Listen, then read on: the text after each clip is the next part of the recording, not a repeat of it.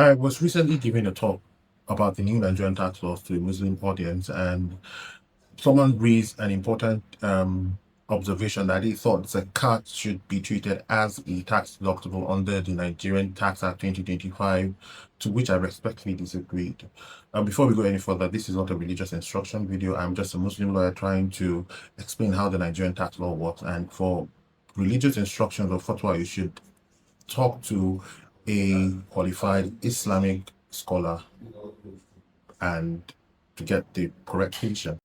All right, let's unpack this. So, what is a tax deductible? A tax deductible, in straightforward terms, is an expense that the law expressly allows you to subtract from your income before the tax is calculated. So, if you earn, say, 10 million naira and the law allows 2 million naira in deductions, you are only taxed on the 8 million naira. And under the Nigerian tax law, something is deductible only if the act clearly recognizes it as deductible. It satisfies the legal test of, especially for businesses, that it is wholly, reasonably, and exclusively and necessarily incurred in earning taxable income. That is the rent principle. When it comes to donations, the rules are even narrower. Only donations made to approved bodies or institutions specified in law to be tax deductible bodies qualify. It is a payment to an approved. If the payment is to an approved body, it's not to an approved body.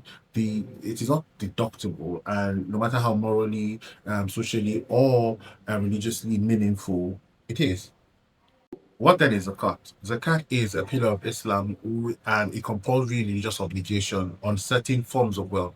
It's clearly stated in the Holy Quran, and it's typically a percentage of of the qualifying wealth, such as cash, gold, or agricultural produce.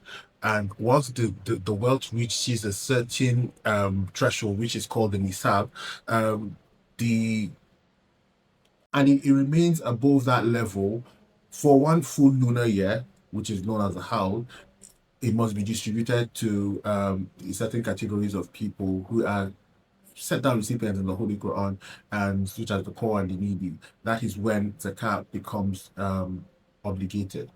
Legally and religiously, zakat is an obligation on wealth and not a voluntary donation in the ordinary sense of the word. Under Islamic law, the obligation to pay zakat only crystallizes when strict conditions are met. The payer must be Muslim.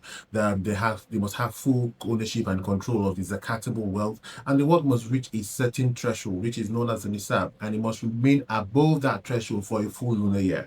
And at that point, where if it satisfies all this, the zakat becomes a binding obligation, a debt owed to God, and delaying payment without valid reason becomes sinful.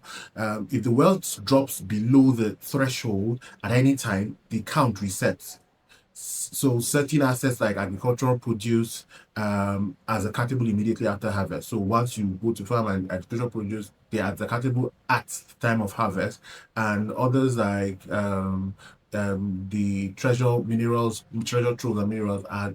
It's when you discover it that becomes zakatable. This shows that zakat is precisely timed and conditional, and it is method specific in Islamic law. The argument often goes that since zakat is compulsory and it helps the poor, then government should just treat it as a deductible, and that's the argument. But the legal answer is simple: the act does not envisage such a situation. With that said, secondly, zakat and tax operate on completely different principles. So tax deductibility is about measuring net economic gain so that people are taxed only on real income after necessary expenses. It is tied to ability to pay and funding general state functions. Yeah, zakat, on the other hand, is a moral and religious obligation tied to surplus wealth, not income. So not everyone pays zakat. A person may earn income and owe no zakat based on their net asset because it has not reached the threshold.